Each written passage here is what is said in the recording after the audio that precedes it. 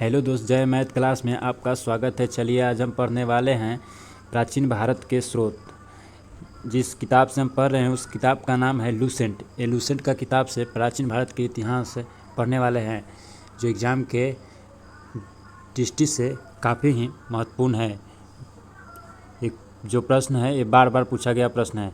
चलिए तो देर न करते हैं, शुरू करते हैं। प्राचीन भारत के स्रोत। प्राचीन भारत के स्रोत की जानकारी हमें 4 स्रोतों से मिलती है। वो है पहला धर्म ग्रंथ, दूसरा ऐतिहासिक ग्रंथ, तीसरा विदेशियों का विवरण और चौथा है पुरातत्व संबंधी साक्ष्य। ठीक है, चलिए आप देखते हैं जो प्रश्न दिया है यहाँ पर। भारत का स्वर प्राचीन धर्म ग्रंथ क्या है? भारत का स्वर प्राचीन धर्म ग्रंथ क्या है?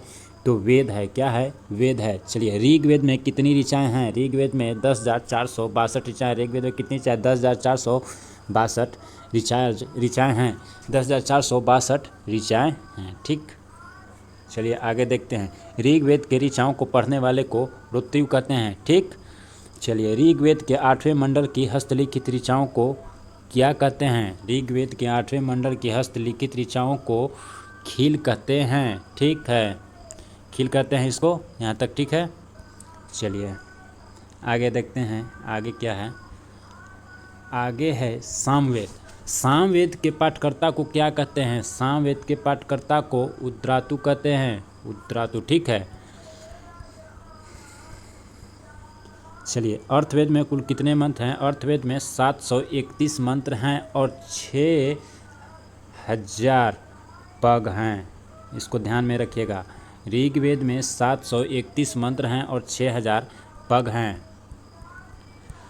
चलिए आगे देखते हैं। अर्थवेद में सभा एवं समिति को क्या कहा जाता है? अथर्ववेद। अथर्ववेद में सभा एवं समिति को क्या कहा जाता है? प्रजापति की 2 पुत्रियां कहा गया। अथर्ववेद में सभा एवं समिति को क्या कहा गया है? प्रजापति की 2 पुत्रियां कहा गया है। चलिए, यहाँ वेद है और ब्राह्मण ग्रंथ को मिलाना है। ऋग्वेद का ब्राह्मण ग्रंथ है ऐत्रेय तथा कौस्तुकी। ऋग्वेद का ब्राह्मण ग्रंथ ऐत्रेय तथा कौस्तुकी। यजुर्वेद का तैत्तिरीय तथा शतपथ ब्राह्मण ग्रंथ। ठीक है, सामवेद का पंचवीस ब्राह्मण ग्रंथ है। और अथर्ववेद का गोपथ। चलिए नेक्स्ट देखते हैं।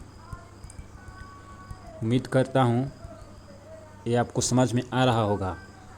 चलिए आगे है। उपनिषद की संख्या कितनी है? उपनिषद की संख्या 108 है। उपनिषदों की संख्या कितनी है? 108 है। स्त्री की सर्वाधिक गिरी हुई स्थिति किस संहिता से प्राप्त होती है? तो मैत्रेयनी। चलिए, स्त्री की सर्वाधिक गिरी हुई स्थिति मैत्रेयनी संहिता से प्राप्त होती है। ठीक, इसको आप ध्यान में रखेंगे, मैत्रेयनी।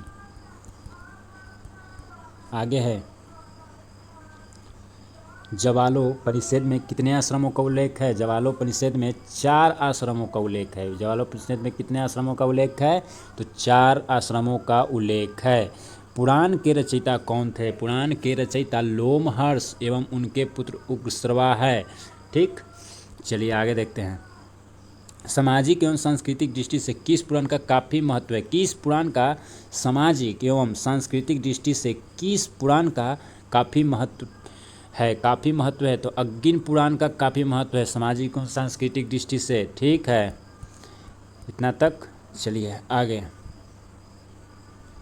हीनयान का प्रमुख ग्रंथ है कथावस्तु। हीनयान का प्रमुख ग्रंथ क्या है? तो कथावस्तु है। नेक्स्ट है।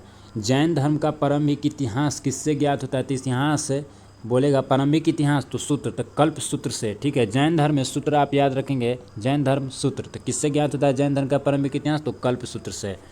चलिए, सर्वप्रथम भारतवर्ष का जिक्र किस अभिलेख में मिलता है? तो सर्वप्रथम भारतवर्ष का जिक्र हाथी गुफा अभिलेख मिलता है।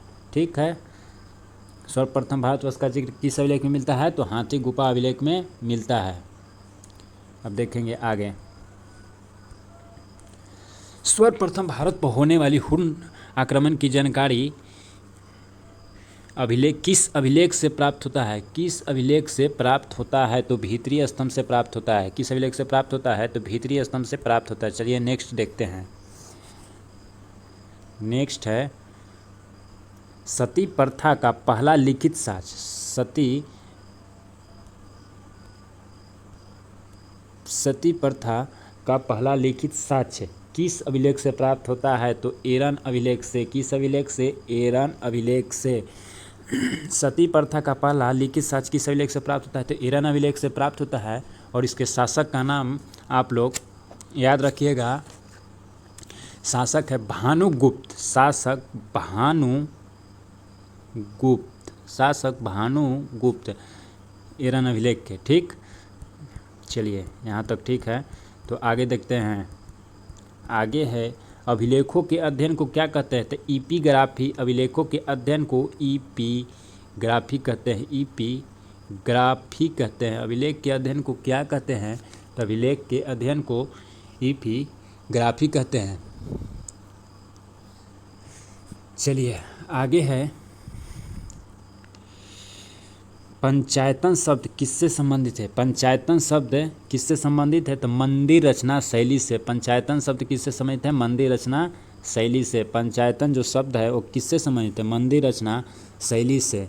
ठीक है, अब देखिए, एक हिंदू मंदिर तक पंचायतन शैली का कहलाता है जब मुख्य मंदिर 4 सहायक मंदिरों से घिरा होता है। जब 4 सहायक मंदिरों से एक हिंदू मंदिर घिरा होता है तो पंचायतन शैली का कहलाता है मंदिर। ठीक, पंचायत मंदिर के उदाहरण में है कंदरिया महादेव मंदिर खजुराहो, ब्रह्मेश्वर मंदिर भुवनेश्वर। पंचायतन शैली मंदिर का उदाहरण है।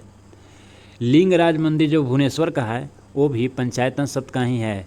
लक्ष्मण मंदिर खजुराहो पंचायतन शब्द से संबंधित है, पंचायतन शैली का ही संबंधित मंदिर है। दशावतार मंदिर पंचायतन शैली का ही संबंधित है। और गोंडेश्वर मंदिर महाराष्ट्र में है, पंचायतन शब्द से संबंधित है, पंचायतन शैली का ही कहलाता है।